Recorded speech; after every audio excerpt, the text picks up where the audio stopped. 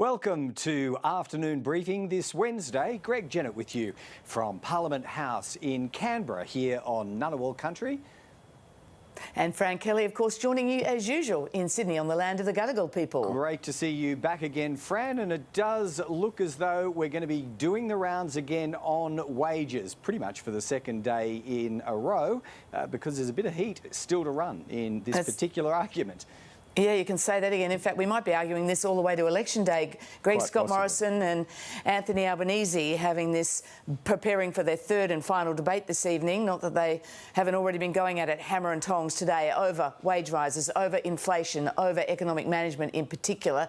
This was all spurred by that comment from Anthony Albanese yesterday when he seemed to decide to nominate 5.1% as the appropriate increase that he thinks the Fair Work Commission should approve in the minimum wage case to keep pace with current inflation. Yes, he came under a barrage of strikes from the government today, Fran. The Labor leader held his ground, though, on this day 31, dismissing any suggestion that the wage increase he's nominated could fuel an uncontrollable inflation spiral. Good morning. Hello, to see you. Mr Morrison is here visiting a business that supports startups. That's where the secret lies. Anthony Albanese is a loose unit on the economy. What are we looking at? I'll show you myself. Okay.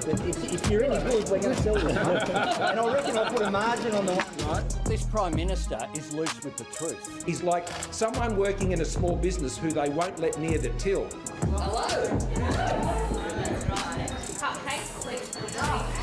People who are on far less than anyone in this press conference. Far less. These are people who are earning $20.33 an hour, whether they should get $1 more. It's like throwing fuel on the fire of rising interest rates and rising costs of living. That's where all the magic happens and then it gets pumped back out the other side. It's a win-win-win as far as we're concerned.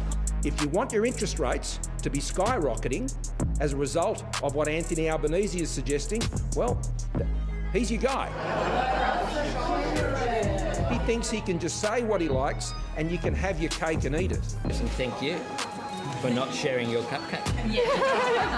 What Prime Ministers and Treasurers say about the economy has real-world effects around your kitchen table. Mitchell. Hi. Hey, Karen. Hi, guys.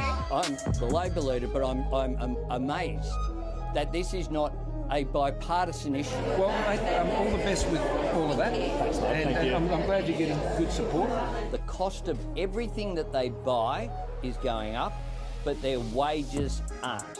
Scott Morrison says that that's okay. It's the love and care and commitment. It is not enough to say thank you for what you did getting us through the pandemic and then say we want to cut your real wage. That is what Scott Morrison is saying. Mr Albanese, why have you locked the media in the backyard?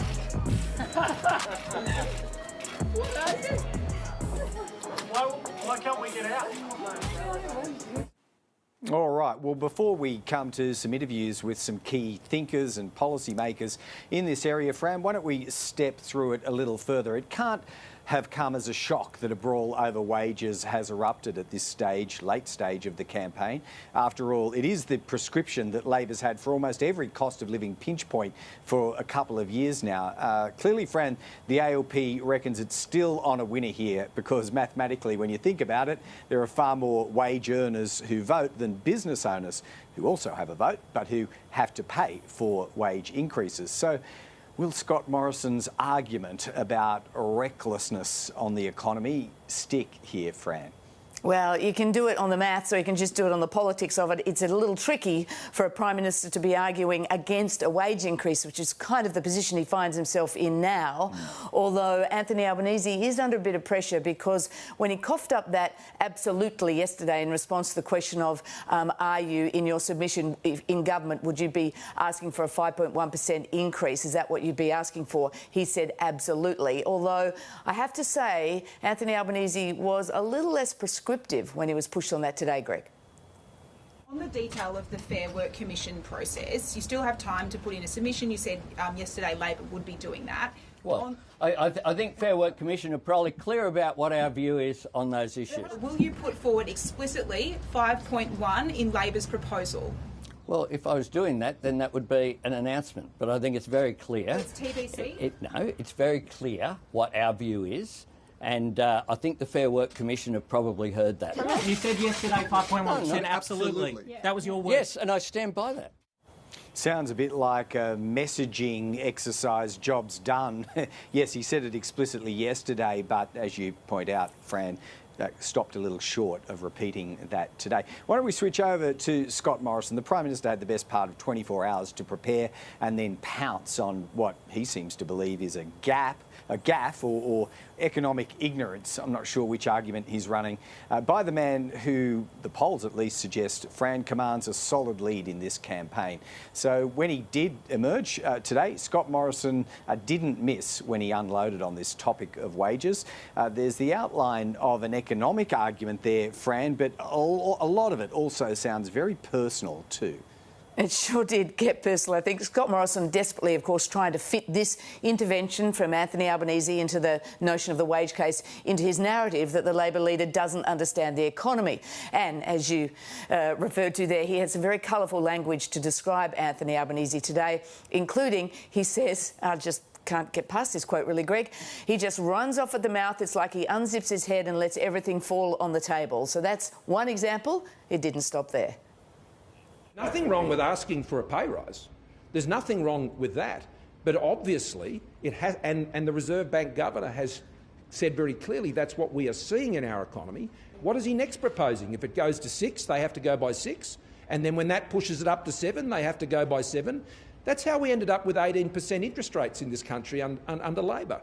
That's what causes the worst of all outcomes, which is a crash in the economy. That is not responsible. Well, as we've just been saying, the Labor leader, Anthony Albanese, was pressed heavily again today on his comment yesterday that a Labor government would support a wage increase in line with inflation. The Prime Minister has dubbed him a loose unit with the economy.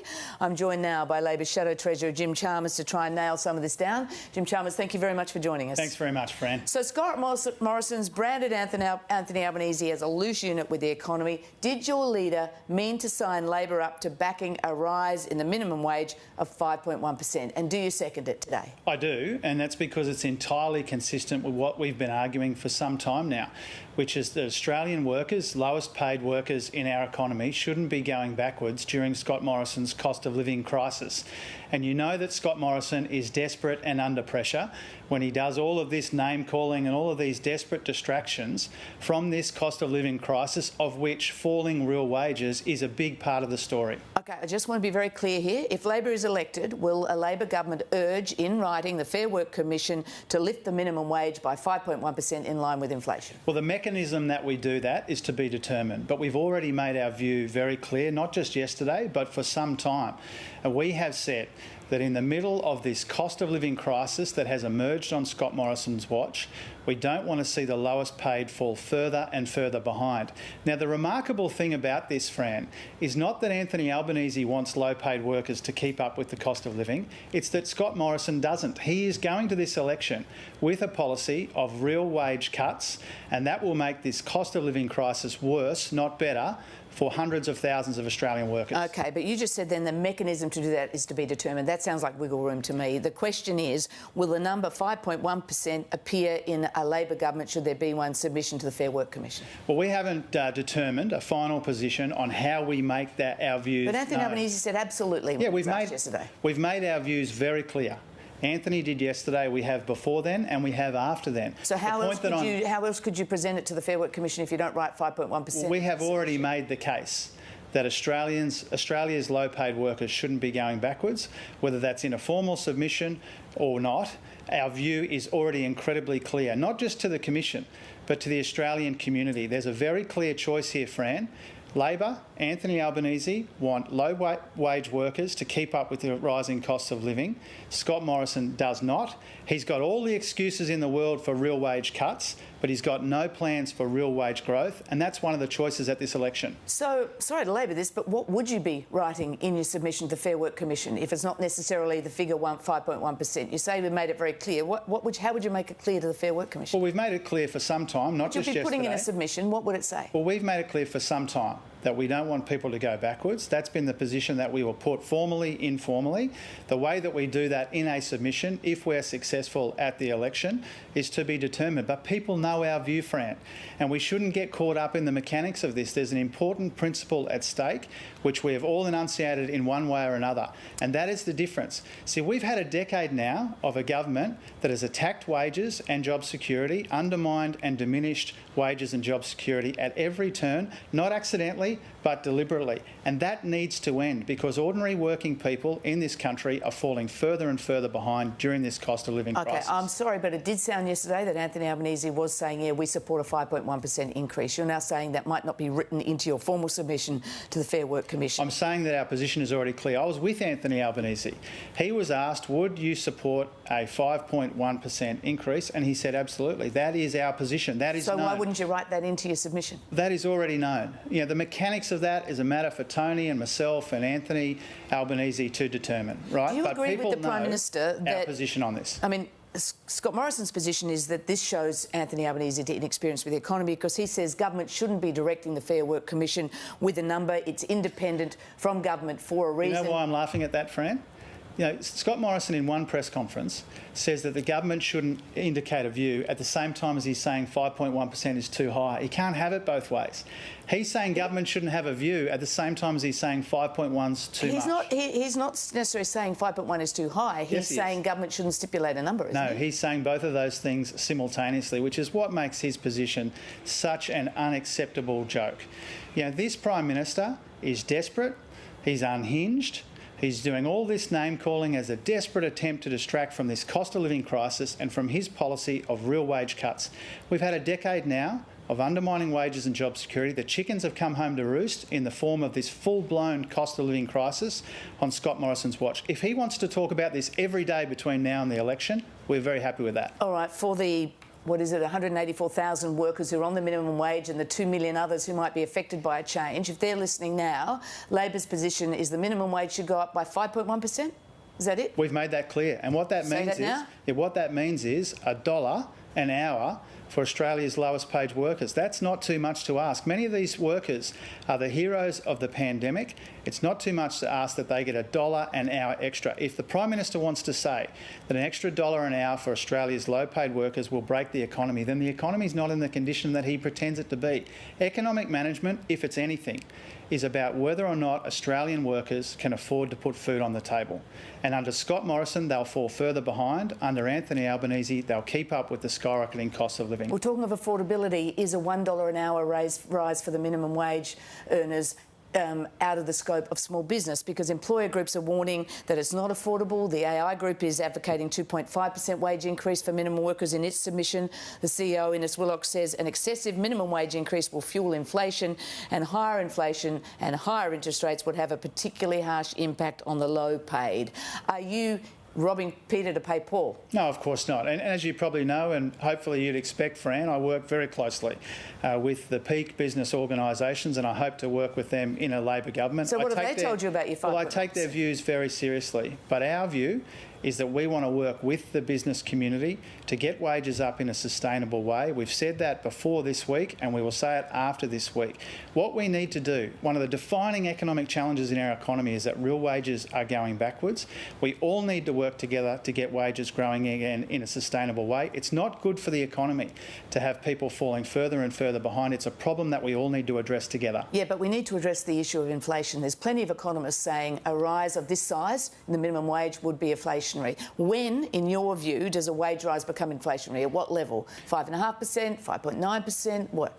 Well, what many of the same economists say, certainly what the Reserve Bank thinks and the Commonwealth Treasury thinks, that what matters here is how much productivity you get with these wage increases, and that's why our economic plan is all about boosting productivity so we can grow the economy without adding to inflation and get real wages moving again. I released an economic plan with Katie Gallagher a couple of weeks ago now, which is squarely focused on these challenges. Yeah, but that was only $5 billion worth over a few years. That's not much. It was a broader economic plan. You're referring to part of the budget strategy, a broader economic plan, which is how do we grow the economy without adding to these inflationary pressures and get real wages going again. The government's got excuses for real wage cuts, but not plans for real wage growth. But if you're talking to businesses all the time, they're saying this amount of a wage rise would be inflationary. How do you stop small businesses passing on the costs to all their customers and pushing up inflation? Well, how do you stop that? My message to small businesses right around Australia is it's not good for local economies to have people under such extreme pressure in this cost of living crisis that they're falling further and further behind. It's not good for local economies,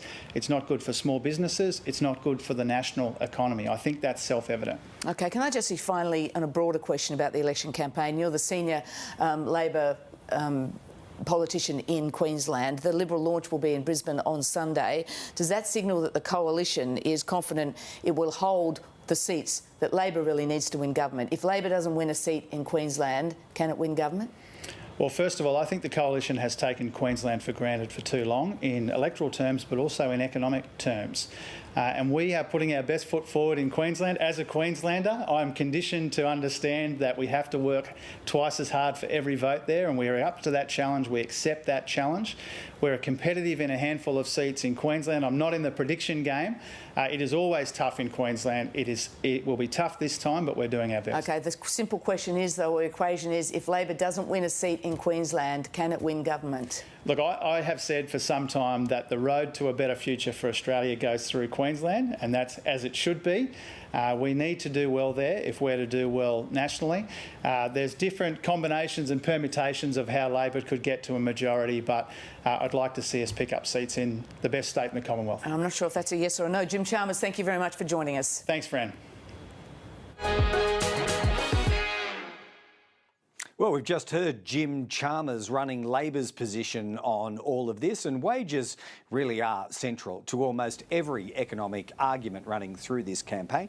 Coalition campaign spokeswoman and Social Services Minister Anne Ruston is here to join that argument. She joins us now. Welcome back, Senator. Can I put to you the same question that was put to Scott Morrison a little earlier? I'm not sure we got a direct answer. Are you comfortable with some of Australia's lowest paid workers getting a real wage cut, which is what they would get unless wages were increased by about 5%? Well, of course, we want to see all Australian workers get fair pay, and we also are happy to see and would like to see some of our lowest paid workers paid more. But what we won't do is interfere with the independent processes through which those wage levels are determined. I mean, the Fair Work Commission is there for a reason. It's independent, it has all the expertise, it has been something that both sides, or both parties, when they've been in government, have always respected that expertise and the independence of that decision making. And yet, for some strange reason yesterday, Mr Albanese decided that he was just going to go off and make a determination around a particular level of wage increase. So, we are absolutely support Australia's workers, and we thank them, as do all Australians, for the extraordinary work all Australians have done bringing us through the pandemic. But we do also respect the independence of the Fair Work Commission, as we respect the independence of so many other authorities in Australia. But why is it so harmful for politicians, your side or Labor's, to do a bit of public messaging, smoke signalling, if you like? Because don't independent commissions do what independent commissions are asked to do, and that is sift through that stuff, disregard it, look at the paperwork, look at the submissions, and look at the broader economic parameters that exist before they settle these wage cases? Can't they see through messaging? And if they can, why is it harmful to do it? Well, I think one of the things that you need to do if you want to be in the highest office in the land, that is the office of Prime Minister, you have to understand that your comments will have real impacts. It's not just about the issue that you're referring to, but the markets will respond to it. The confidence of the public and business will respond to it. The economy will respond to it, because what you say really, really matters. And, you know, to have somebody who is aspiring to be the Prime Minister of this country, who clearly, by his response yesterday, doesn't understand the implications of what he said. You know, we've seen so many times throughout this campaign that his economic credentials just come into complete question. I mean, a month ago he didn't even know what the overnight cash rate was or what the unemployment rate was. Yesterday he obviously had a brain snap and decided under pressure he was going to just announce a particular level that he believed wages should be increased by. I mean, this is just another example where somebody who is just playing the lines, doesn't understand the implications of what he says, and it has real consequences. If you are the leader of a country, what you say will have an impact on people. They will hear it and they will take notice of it, and it does have an impact. And obviously Mr Albanese doesn't really care what he says, he just says anything. Well, there may well be an impact, but can you spell that out? What are the real-world consequences of a politician, in this case Anthony Albanese, spitting out a specific figure, 5.1%. What do you say that actually does for any employer or any worker in this country?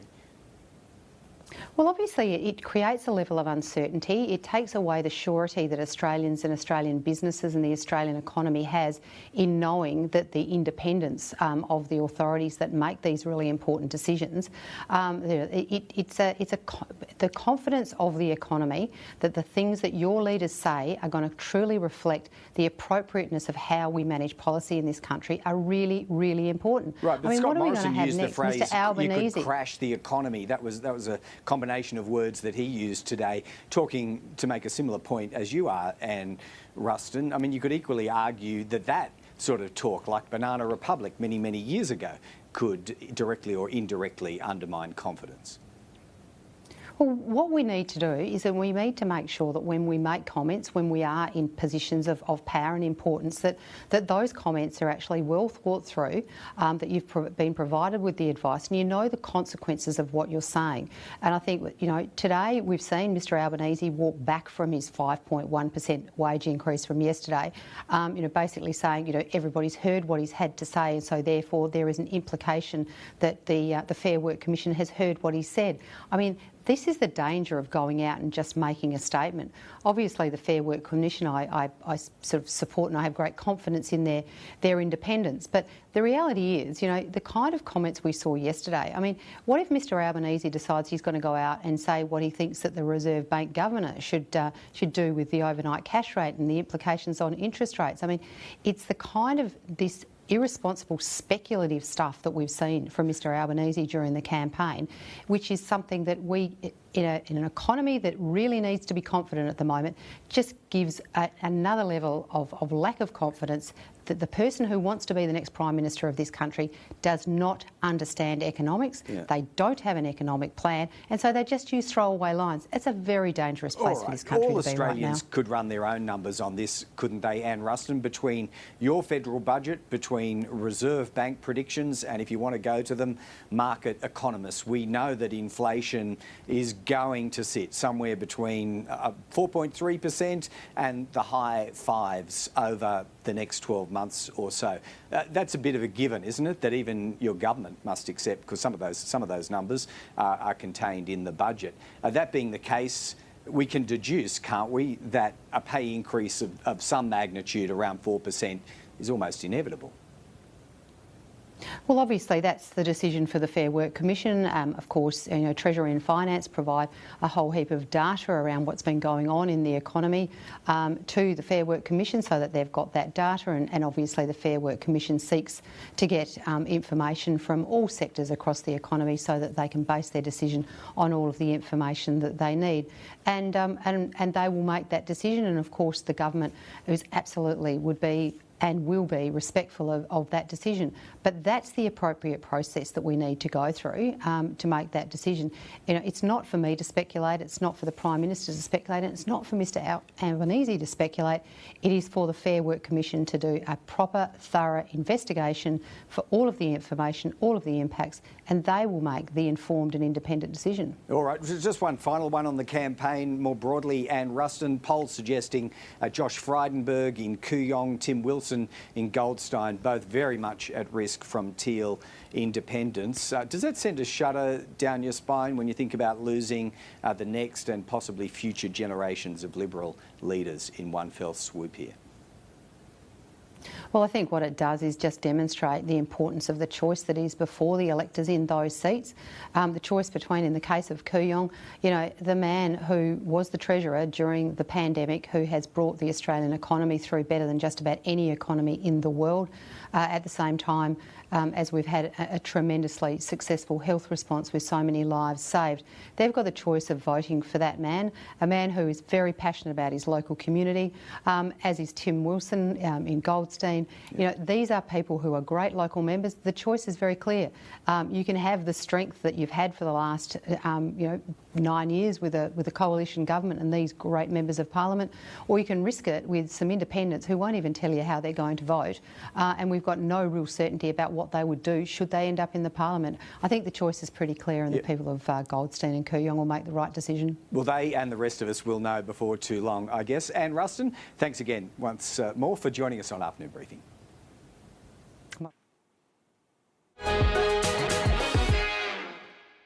All right, well, for some industry and expert labour market analysis on wage rises, let's bring in Professor Andrew Stewart from the Adelaide Law School and a contributor to the Centre for Future Work, and Dr Peter Byrne, who is Head of Policy at the Employer and Business Group, Australian Industry Group. Welcome to both of you. We might start with you, Andrew, because you have contributed to that recent report, which actually cuts through, I suppose, in an indirect way, some of the political rhetoric that we're discussing this afternoon, and suggests that weak wages growth is likely to persist for quite some time, contrary to talk of big inflation spikes. Why is that?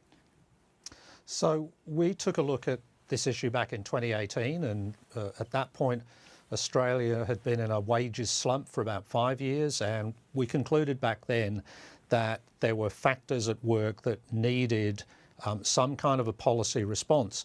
What we've done this year is to update that research, take a look at what's changed or what's not changed in the intervening time. And of course, one of the really significant things that's happened is we've gone through a pandemic where there have been shortages in labour supply, lower unemployment, which should have meant that wages were going up, and yet they really haven't. So the conclusion in the report is that there's now a long-standing problem with insufficient wage growth. We know from the Governor of the Reserve Bank, who's made this point repeatedly, that wage growth levels have not been at a healthy rate for our economy and our society. And what is needed now is policy action to redress that problem. We were looking at this obviously not so much in terms of what's said and done in this election campaign or what should be said and done by the Fair Work Commission at this year's wage review, but looking at it from a longer term perspective. And what we're really looking for is governments to make wages growth a priority. Yeah, now, granted, you are addressing, Andrew, longer term trends. But can I just ground you, which we'll talk about, by the way, in a moment. But can I just ground you in the data that we have before us at the moment, and based on your knowledge of these things, does that switch the game up in the short term when we see inflation figures running above 5%? Is that likely to kickstart its own chain reaction on wages, even if only temporarily? Well, of course, it makes the problem more noticeable. I mean, one of the reasons why there hasn't been really more of a fuss about wages growth, in fact, arguably not as much as there should have been over the last few years, at the very least, wages, even if they weren't growing anywhere near as strongly as they were in previous decades, were at least keeping pace with inflation. Now that we've got this inflation spike, the problem is more apparent. The argument in the report is certainly that there is still scope for wage increases, and in fact, arguably an even greater need, because the central argument for having wage growth... It's like stabilisers kick in, isn't it, Andrew? Sorry? It's like stabilisers kick in response to that data. That's really what the Fair Work Commission is there to do. Well, the Fair Work Commission is responsible directly for about the minimum wages of about a quarter of the workforce. There are a whole lot of other policy levers which could be pushed here. government has a huge influence. Governments of all levels have a huge influence, not just on what their own workers get, but through government funding, through government procurement, a much wider range of employment. If you think particularly in areas like aged care, where we know the Royal Commission is said recently very, very emphatically, we need to get wage growth happening. So there's a range of policy levers which could be pulled here. The Fair Work Commission's upcoming decision on the annual wage review and its decision on the aged care work value case, merely two of the big decisions coming up. No, they're going to be eagerly anticipated. Why don't we get an employer's perspective from Peter Byrne, AIG.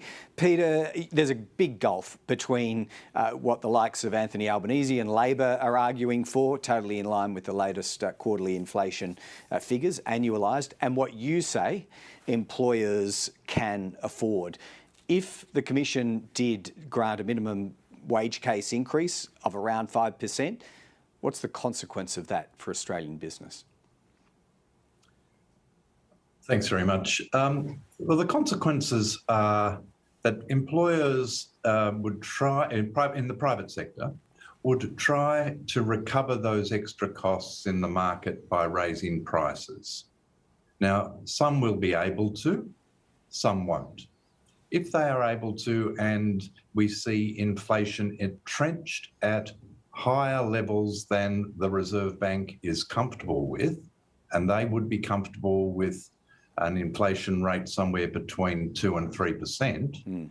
If the inflation rate as a result rises above 3 or further above 3 than is anticipated, the Reserve Bank will act to slow the economy by raising interest rates, taking money out of circulation effectively because people's mortgages would rise, business costs would rise and the like, and employment growth would decline. So I think that we've got to be very careful about the inflationary element of a wage rise that's going to push inflation above the level that the Reserve Bank is comfortable with. Yeah, but for consistency, Peter, employer groups, I think including your own, argued against wage increases of any great magnitude in a low inflation environment, which, let's face it, persisted for most of the last 5 years or so.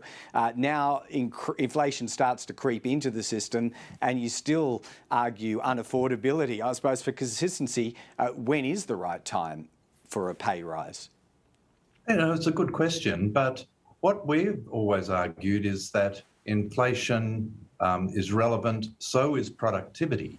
And when productivity growth is low and inflation is low, wage rises should also be low, or we risk unemployment and general slowing of the economy. So during the period of low inflation following the GFC, it was also a period of low productivity growth.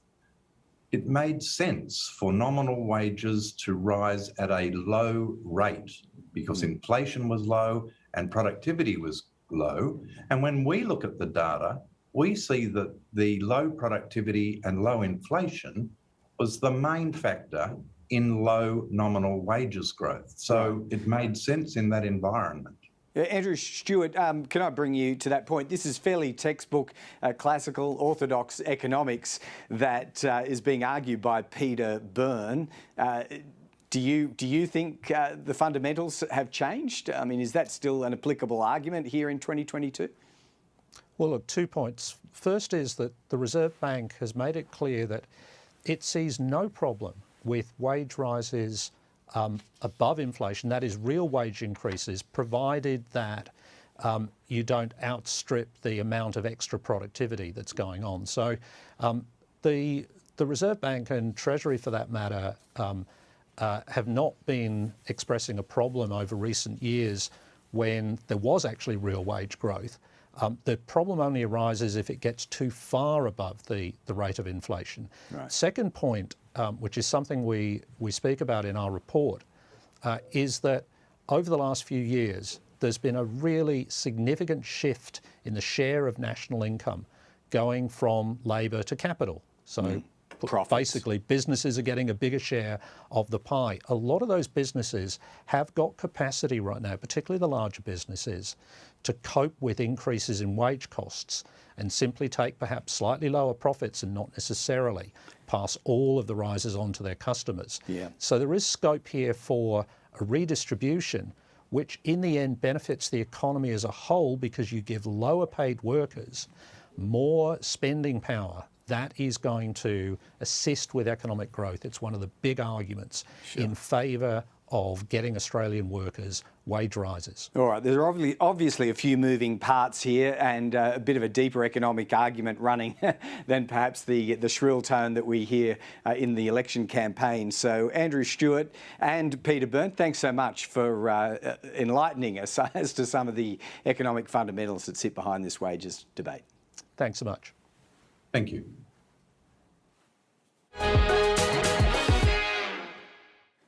All right, well, ahead of the leaders' debate, the pace has slowed a little this afternoon for both major party leaders. That gives us a chance to check in with our reporters. We have two in Sydney today. Matt Doran's on Anthony Albanese's bus, and joining us in a few moments from now, we hope, Steffi Borys is covering Scott Morrison. Matt, why don't we start with you? Can we get an impression, or do we get the impression that the leaders just want to cross these fixtures like tonight's third debate off their lists now, given how hard it is, if not actually impossible, for anyone to secure a knockout win so far? Look, Greg, I think it's fair to say that these are seen as sort of hurdles in the campaign. They are the set pieces, the few set pieces that we do see in an election campaign, in addition to those campaign launches, which are, of course, highly scripted, highly organised, preaching to the party faithful about the various merits of each party leading up to that election day. When it comes to the debates, you are right there. If we take the previous two that have happened through this campaign, one on Sky, one on Channel 9, the results based on viewer feedback have been incredibly tight. So it's not as though any of the people involved, the Prime Minister or the opposition leader, neither of them have streaked out ahead of their opponent and really nailed any sort of victory there.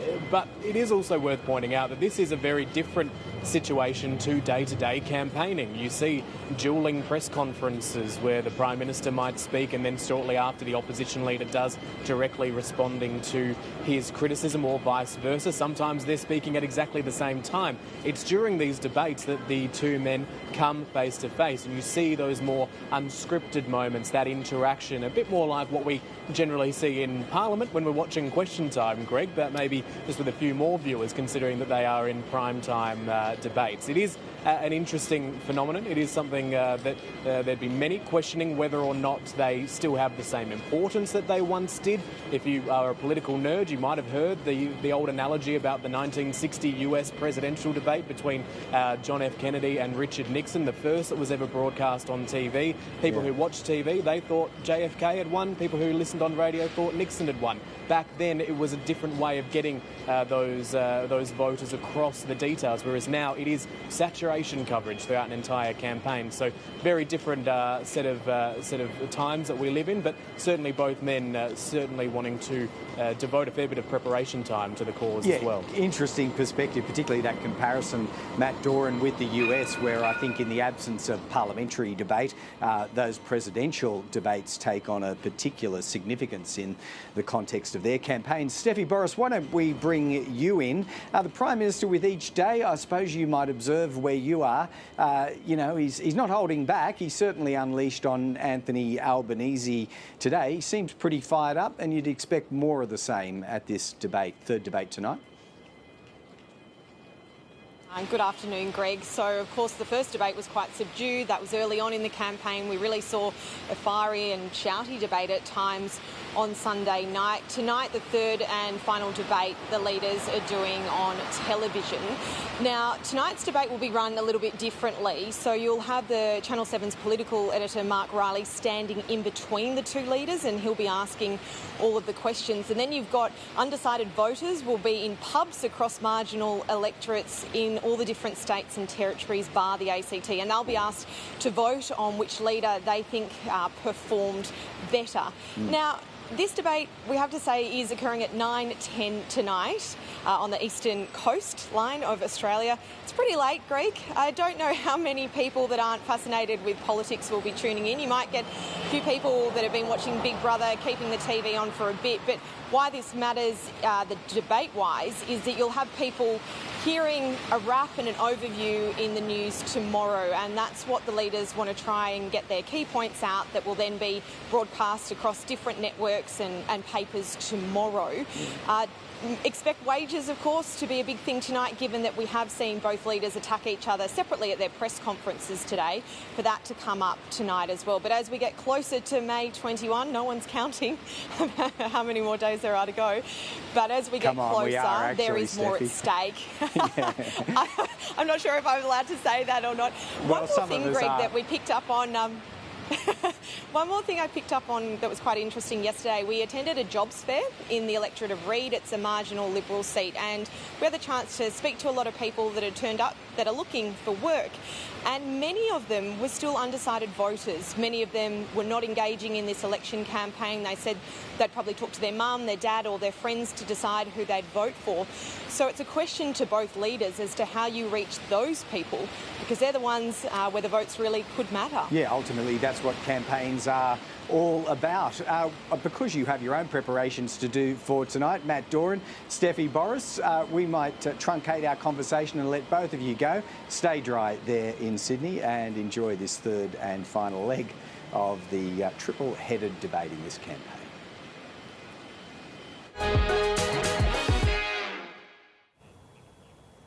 Well, the two leaders have spent the afternoon doing a bit of debate prep.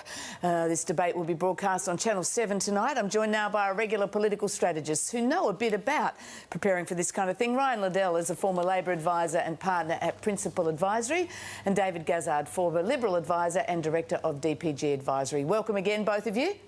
Hi, thanks, Fran. We'll get to the debates in a minute, but this is a cost of living election. We've known that from the get-go. We're heading into polling day talking about very little else, really, at this moment. Ryan Liddell, did Anthony Albanese misstep yesterday when he committed to supporting a wage rise with that number in the submission to the Fair Work Commission of 5.1%? Was that a mistake? Oh, look, Fran, I think if we're talking about wages, this is political nirvana for the Labor Party. You know, there'll be a whole lot of sort of commentary around the edges, but it comes down to a simple sort of argument. There's one bloke who wants your wages to keep up with the cost of living, versus another bloke who wants your wages to be cut.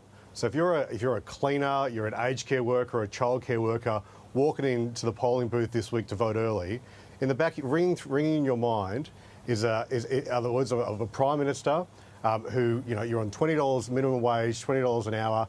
He doesn't think you deserve a dollar a day pay rise. So I think strategists certainly from the Labor side of politics are quite sort of happy with the fact that, you know, we're spending days talking about wages. This is right where we want to be. Yeah, David Gazzard, in fact, I've been wondering today, you're an old hand at this stuff. You worked in the Treasurer Peter Costello's office for a long time. What you were thinking of this is a bit of a poison chalice, because let me read you a tweet I saw today somewhere. It said, today's move from Scott Morrison was to say, quote, your wages will be higher under my opponent. As a strategist, how do you think that goes as a marketing tool? Yeah, look, I think, you know, this is where Anthony Albanese has had no choice but to keep following this down the path. And we understand that. Everyone wants a decent wage rise. There's no problem with that. But the problem is in the way that he's done it, and that's the reason why he hasn't repeated what he said yesterday, because it actually was economically irresponsible. And this is the Labor campaign writ large, now over nearly 5 weeks, a series of ongoing gaffes and stumbles that highlight the fact that there's a lot of risk in voting Labor. Well, maybe. I mean, that was Scott Morrison's message today, but isn't his message, by highlighting that, also saying that Anthony Albanese wants your wages to go up? I mean, that's a difficult message for a Prime Minister to turn into a negative, isn't it? Look, it's totally right in the sense that if you're only thinking about wages, well, you know, money grows on trees, right? You can promise anything, and people will say, yeah, I'd like to believe that. The reality is that wages that are linked with inflation in a global environment where inflation is really high would be economically destructive. So it would actually push the cost of living ever higher and create a higher inflation spiral. Now, I don't think that's disputed by any economist anywhere.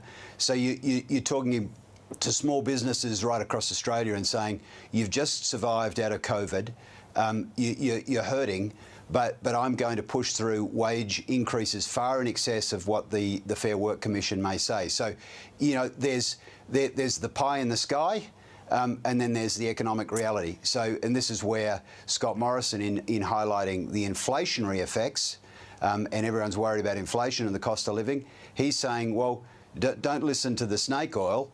Listen to the economists and the reality that sits behind that. All right, Dave, Ryan, what do you think? Is it pie in the sky or is it sort of a bird in the hand? How do you think the Prime Minister's attack of Anthony Albanese being a loose unit with the economy, is it going to hit, given that's been his messaging the whole way through?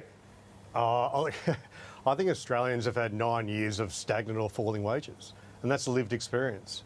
And I think there's a huge risk of being seen as out of touch here. If you're sitting there, if the Prime Minister wants to go to an election saying my mandate or my policy platform is to ensure that you have a real wage cut, going to that election, that's a very brave politician to want to do that. But, you know, you see Scott Morrison sort of throwing the loose unit sort of charge at Anthony Albanese. You see Anthony Albanese talking about, Scott Morrison being sort of a bit loose with the truth. And I think the difference with those two sort of concepts today, Fran, is that the Labor Party has been quite successful over the past couple of years investing in, you know, some very strong characterisations that are really sitting in the back of Australians' sort of minds as they go into the election this time. Loose with the truth, doesn't hold a hose, not my job. They're the sorts of things that are in the back of people's minds as they sort of go into the polling booths. Not some sort of, glib characterisation that sounds like, the Prime Minister's spoken to a law graduate on the way into his press conference with this sort of loose unit sort of garbage. Just on that, I'll come to the debate prep in a moment, but David, I don't know if you've seen the latest Liberal Party ad. I saw it. It plays on that "not my job." Like Labor's got an attack ad that goes "not my job," quoting Scott Morrison, and the Liberal Party's trying to hit back. They've got the "not my job," and then they play the whole context of the Prime Minister's comment when he made that "not my job," and it does it 3 times. What do you think of that? Is that going to work? Because it seemed to me the danger is it underlines Labor's attack rather than, exonerates the Prime Minister. What you thought of that? I think it's one of those things that's floating around on social media and pushed out broader, but it highlights the lie that it's at the centre of that campaign. The reality is, getting back to Ryan's point, emergency services and sitting on the back of fire trucks is a state responsibility. So it is kind of correct to say, unless you're Tony Abbott and you're a volunteer firefighter, that you don't hold the hose. We understand that, but they've turned this into a whole narrative around a guy that should have been there with putting water on fires. Now, I tell you what he does do. And after being Treasurer and Prime Minister a while, they managed the federal economy. And when it comes to sort of running it patiently, running it consistently, keeping unemployment at low levels, pushing us out of what has been historically a very, very problematic time in Australia's history and in global history. And there are difficult times to come, but you can run around an election campaign and promise everything to everyone and say, look, this is great territory, we're going to give everyone the wages that they want. And then there's reality, and I think people see through that. They understand that economic management is tough, and not everyone gets exactly what they want. But over the course of recent history, the economy's performed very well, and unemployment is extremely low. OK, I'm sure we're going to get a fair bit more of this on the debate tonight. Let me ask both of you the importance of a debate like this at this moment in the campaign. It's coming on late, I think, after Big Brother ends. I think it's 9:10 or something, quite late on a Wednesday night. Is this debate going to matter at all, Ryan? What's your view? Does much hang on it? I think, you know, debates matter to a certain degree, insofar as they could be sort of turning points in a campaign. And I think that, like, both leaders will be wanting to get something different out of it. I think, you know, it's important for Anthony to show that he's a safe pair of hands, and he's been doing that over the past sort of couple of weeks. But I think for Scott Morrison, I think, you know, as things sort of start to get a little bit frayed around the edges, I know you just asked David before about that fairly bizarre ad that, you know, the Liberal Party sort of launched. I think, I don't want to get sort of sidetracked, but, like, you know, if anyone was in any doubt about the control freak that Scott Morrison is, that he's really sort of exerting his control in this campaign, that's only an ad that someone like Scott Morrison would have thought was a good idea. If you're a political strategist that pitched that up, maybe you might want to go outside and lie down out of the building for the next sort of 10 days until election day. But in terms of the debate tonight, my experience and my sort of sense is that, you know, Morrison will try and dominate, and he'll try and dominate in a sort of physical sense. I remember back in 2019, you know, in a debate between Scott Morrison and Bill Shorten, Morrison, like, literally tried to stand over to Bill. And we had the Space Invader moment. Space Invader moment, that's right. The big dog alpha male, that's right. And as the Liberal Party's campaign starts to get more desperate, you'll start to see more of these sort of tactics sort of unravel. Come to the fore. So I wouldn't be surprised if we started to see something like that tonight. All right. Well, David, you're not prepping Scott Morrison because you're here talking to us, so I know you're not doing that, but I'm sure you've done a bit of it in the past. How do you prep a leader for a debate like this? What would be happening now? They'll be looking to the key cohorts that they need to convince, and there is a massive group of undecided voters, and this is one of the reasons why the polls are the way they are, at least the national polls. The parties have a far greater understanding and idea about what's going on in the individual marginal seats they have to win, but there's a huge cohort of undecided voters, and they will be appealing to what drives those voters. So, you know, I think Morrison will be seeking to underscore the risk of a leader like Anthony Albanese, who has sort of stumbled and bumbled his way around the course of the last 5 weeks and made mistake after mistake. And he will be trying to say, look, you know what you get with us. You may not love us, but you know that you're going to be in a safe pair of hands going forward with a whole range of different factors going on around the world.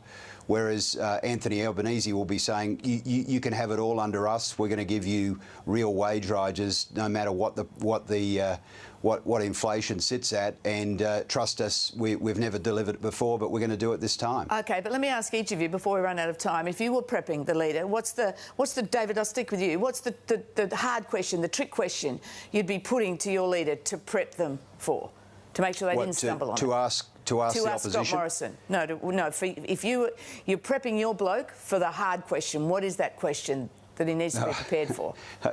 I don't want to sort of. You don't want to give it away. Yeah, absolutely right. But look, I think, you know, things are really boiling down now. It's coming down to the final days of the campaign. Remember, too, I mean, this goes to the actual numbers that are key here. At the last election, 13% of people made up their mind in the ballot box, so in the booth. So you're really trying to hone down the messages that you know work. Okay. Ryan, I hadn't thought about that. You might be giving something away, but can you have a go at it?